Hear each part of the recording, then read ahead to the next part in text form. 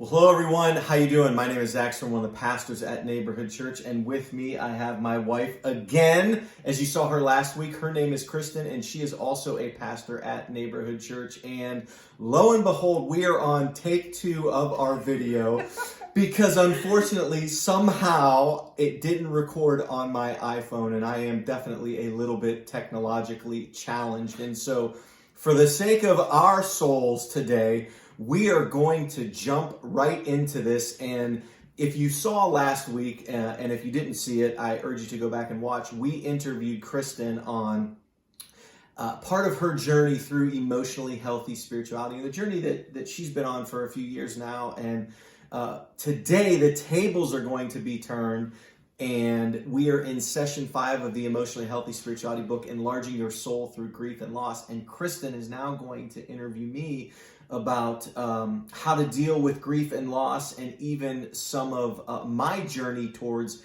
emotionally healthy spirituality that I've been on over the course of the last few years. And so with that, to keep my soul from bursting after missing this first take that we have, I'm going to turn the tables over to you, dear. All right, let's do it again. So the title of chapter 5 is Enlarging Your Soul Through Grief and Loss. I, for one, don't say goodbye very well in Sure. all avenues of life. And I know it usually takes you 45 minutes to say goodbye from somebody that's over at our house. So I don't do well with it. Learning, but I don't do well. And also, I don't really have a place for grief and loss. Mm-hmm. So if that's me, Zac, tell us more about how most people handle when grief and loss come flooding into their lives. Well, I think you are like most people. I am like most people, and we don't have a place for grief and loss. I think since we were children, it's almost been hardwired into us that if we move or, heaven forbid, experience the death of a loved one, or whether it's the loss of a job or a divorce, that we acknowledge that as grief that we're dealing with, or we acknowledge that as a loss, but then we do anything that we can to immediately move beyond it, to not feel the emotions that come up from whatever experience, whatever death, as Sgro would call it, that we're dealing with at that particular moment in time. There's a quote that I have pulled from Sgro that I want to share, and he says this: "Loss is a place where self-knowledge and powerful transformation can happen, and as if we have the courage to participate fully in the process. We all face many deaths within our lives. Our culture routinely interprets these losses and griefs as alien invasions and interruptions to our normal lives. The choice is whether these deaths will be terminal, crushing our spirit and life, or will open us up to new possibilities and depths of transformation in Christ." And so we are all going to have grief and loss that we have to deal with.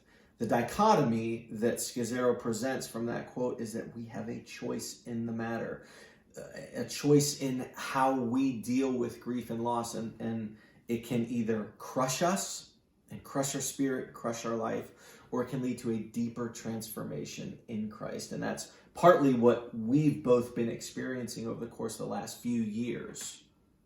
Yeah, I love what he says in that quote about it being an alien invasion. It comes flooding into your life, and I'm like most people. I think that I want to get past it. I don't want to stay there very long. That seems like weakness. It seems like, no one wants to see suffering people. And so it sounds like what he's going through in this chapter, Pete Sgro, is here's a different path forward that you're saying of turning towards your grief and losses, not running through them as fast as you can. Absolutely. So tell me a little bit about what that looks like.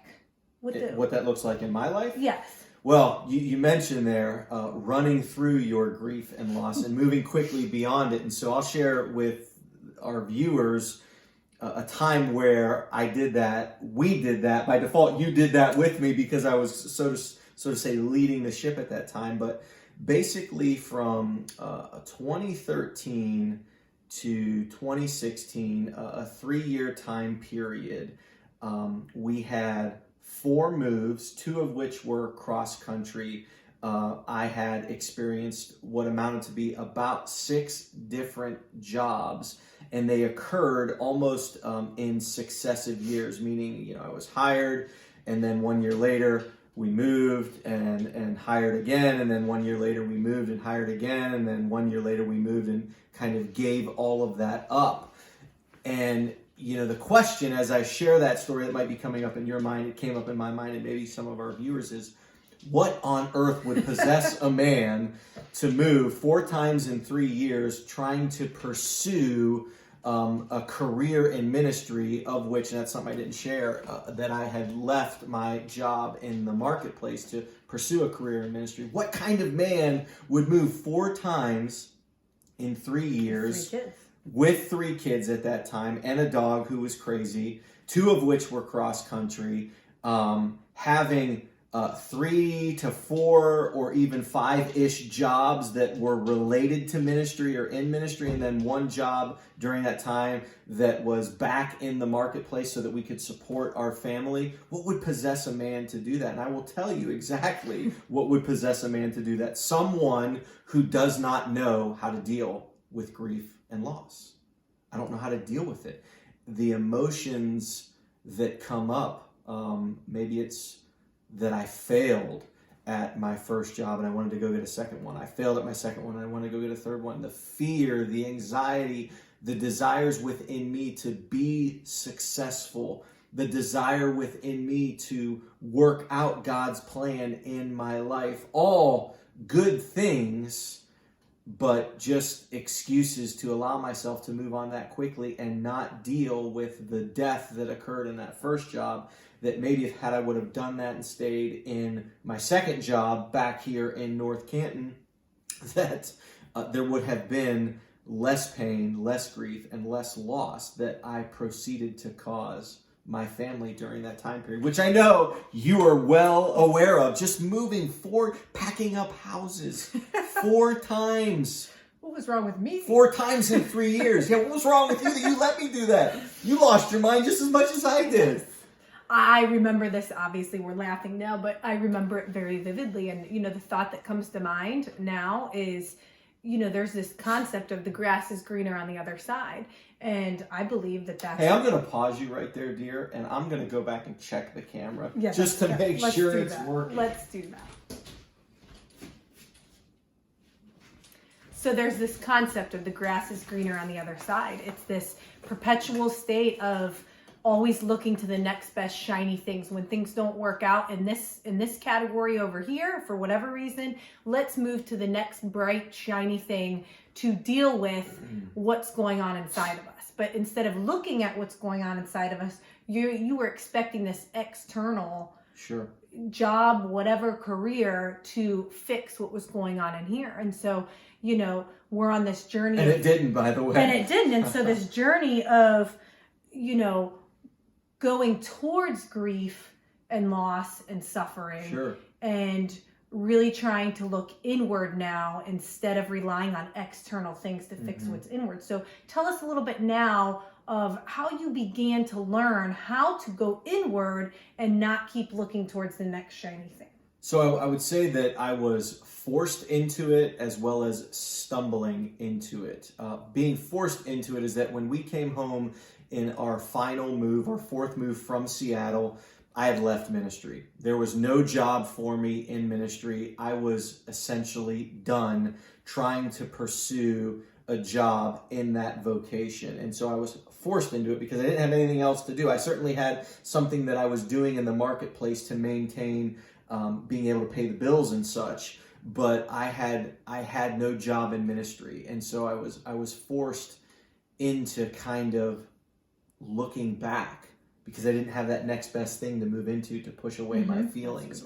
I stumbled into it because I would say for the first time ever in my life, I started to reflect on my past. And actually, many of the good things that came from those times in our life is I was able to, as you were as well, develop good spiritual practices of praying and learning to hear God's voice and learning how the Father speaks to you and how Jesus speaks to you and how to hear from the Spirit and how to journal. And I started doing those things and I started reflecting on my past. And I remember, in August of 2016, some of those immediate journal entries were almost doing like what David did, was reflecting on my past, those past 3 years, and being kind of angry with God and angry with Jesus and allowing myself to feel those emotions and put them on paper, much like most of the Psalms are, these lamenting songs and prayers that people would pray and write down and sing, and I just started doing that for the first time. And so I fell into it because I didn't have a mentor like I do now. I didn't have a community to lead me in that way. Nobody was leading us in that way to do so. So I hope that answers your question a little bit. That does. You really move towards your grief and loss. Yes. And not running away from Absolutely. it. And what I want you viewers to understand is that was not, I had a front row seat. You were sad. I think it's fair to say tiny bouts of depression, snuff. No, they were tiny. They were big. And big kind. And like you saw me at, I would say at my worst. Sure. And there was no veneer on me at that time. I allowed her to see that in me. And look, we're all broken. Right. And I know that can become a cliche term nowadays, but we're all hurting. We all have pain and suffering and grief and loss that we haven't dealt with. So what would you tell viewers today who maybe are intimidated hearing your story a little bit of, maybe they don't want to open this Pandora's box. Yeah. Maybe they deny it. Maybe they suppress it, same word, I guess. What would your encouragement look like to them who maybe are a little fearful to do such a thing? I would say that's natural, first off. That being fearful of going back and truly mourning the grief and loss that you've experienced in your life is hard. And those emotions of fear and anxiety will come back up because you are, in a sense, opening Pandora's box to see what's there. And that's okay. During this time when I was doing that, I stumbled. I'll use that word stumbled again. I stumbled across this book titled The Bruised Reed by Richard Sibbes, originally published in 1630. So he's an old Puritan guy. And The Bruised Reed, that's the title. It's centered on, at least in part of Isaiah chapter 42, verse 3. I'm going to read it for you and then explain it, and it will hopefully answer the question that you have. Isaiah chapter 42, verse 3, it says this: "A bruised reed he will not break, and a smoldering wick he will not snuff out." I'm going to read that again. Just maybe somebody out there that's listening or watching this needs to hear that again.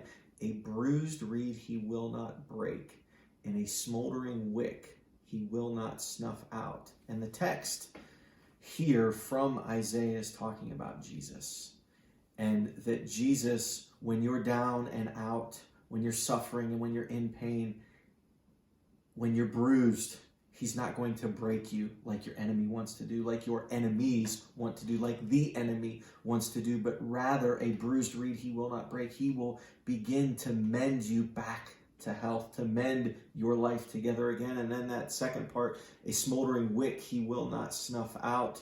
Think of a candle, that's got that smoke that's going out from it, and just a teeny burning ember on it, about ready to go out, never to be lit again. And what Jesus does is that he fans that little ember back to life, and he blows on it, and he fans your faith back to life. Whatever you have left in here, Jesus will fan it back to life. He will mend you and heal you.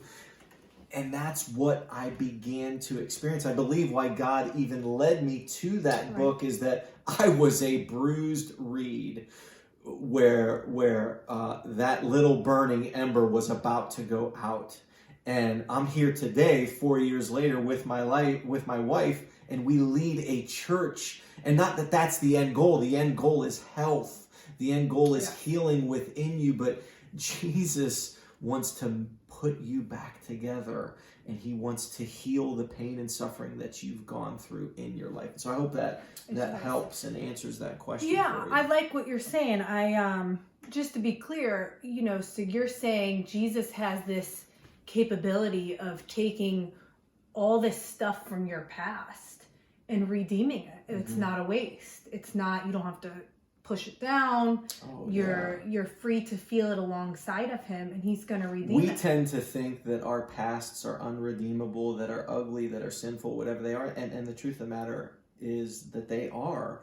But Jesus' death and resurrection show us that he brings life from death. Right. And that's exactly what he wants to do to everybody, is to bring life to those areas of death in their lives. And that's what he did in mine, and that's what he's done in yours. And it's been great to just be part of that with you along that journey. And I know you've dealt with me on it. And you've dealt with me. Absolutely. Okay, so that example that you shared with our viewers some years ago, how do you mourn and grieve your losses today? Sure. What does that look like for you on a daily basis? There's a couple examples that I can share. One in particular I'll share with you guys that I would say jump-started maybe, and maybe jump-started is not the right word, but was really maybe the first memory in my childhood that I went back to. And I did this with a mentor of mine, where I just had this memory of me rolling down the stairs, crying, and my parents at the bottom kind of kneeling and waiting for me to arrive from a painful roll down the steps. And if you know anything about my story, my parents, I can't remember if at that time they were divorced, but pretty quickly thereafter, they got divorced if they hadn't been already. And so what that memory was signifying for me is I was going back to a time where I was together with my parents when they were together, or at least I think they were together. And then they were apart and divorced. And what it showed within me is that at some level today, 35, 36 years later from whenever that memory occurred, I am still suffering from the pain and loss and grief of my parents' divorce. And so then my mentor led me, as I'm in that memory, he said, "Can you see Jesus in that memory?" And I did. I saw Jesus kind of back in the corner. It was as if he was transparent or holographic or even black and white. He was back in the corner. And as I'm looking back on that, wondering if he's not back in the corner saying, "Zac, I'm here and ready to help you heal from the pain and loss that you've experienced from that divorce." But I wasn't healed. Even experiencing that and seeing Jesus back there in the room, in the memory, in the hallway kind of area, I wasn't healed from it. And then fast forward from that time, which was about 2 years ago to maybe a couple months ago, I went back to that memory. Look, I want you to understand, this is a process. It's a long journey. And as I go back to that memory, and I do from time to time, this particular time when I went back to that memory, I'm rolling down the stairs crying. It's painful. My parents are there waiting for me at the bottom. I see Jesus kneeling at the bottom as well. And it's he's there. He's together with me in my pain, in my grief, in my loss. And he's as if he's there. Maybe now him moving from the hallway to being right there is to say that there's been some healing that's moved forward in that journey, because by no means would I say that I'm healed from the pain of that's occurred in my life, much like you would say you're not completely healed from the death of your father that you shared with us last week. But Jesus is there. He is willing to heal you. Again, you have a choice. You can allow grief and loss that we've stuffed down to crush us, to crush our lives. And at some level, things like that were crushing my life. Or you can allow yourself and do the work along with Jesus to be deeply transformed by him and really have your soul, as Sgro says, enlarged through grief and loss. That's a very beautiful, just touching story, and I know how much that's helped you.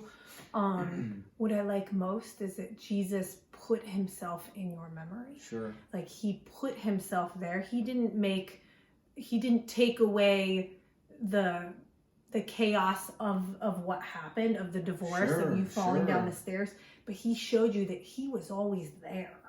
And, you know, sometimes when we have these memories, there's still a sting in these memories that is causing us to react and respond now. I mean, you know it if you're following us, you know when you're reacting and your reaction is way stronger to something than what has actually happened calls for. Sure. And that is like a clue to look back and start asking Jesus, give him permission to come in and show you and highlight what's going on. Because now what does Jesus bring when he comes into those memories? I mean, he brings a lot, but I would say peace, love, compassion, kindness, all of those things he brings into that. Right? I mean, does it make you respond different towards your family? Oh. Does it bring up different responses than maybe what it did before he was in your memory? Absolutely, absolutely. We don't have time to get into all of those, but that's another application of being healed and beginning to heal, is that you respond differently to the people around you. You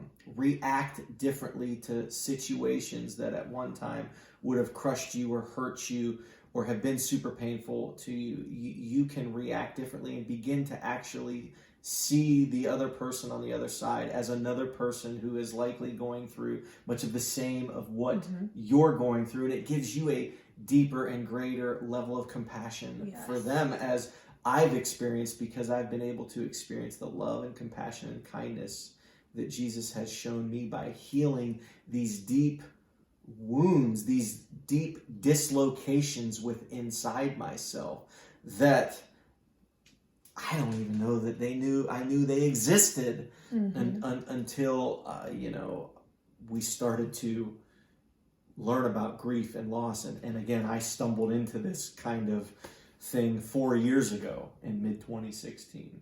That's great. I mean, those are all my questions you've answered. Well, that's good. You've answered every single one. That's good. Well, I want to thank you guys all for taking the time to tune in and watch us or listen to it through our podcast. And as always, and I hope this one recorded, because I don't know if I have it in me to do a third take on this, but I want you all to go in the grace and peace and mercy of Jesus Christ. And remember this: He is a healing God, and the forgiveness of sins that He purchased on the cross for you will bring a deep healing to your wounded souls. We love you.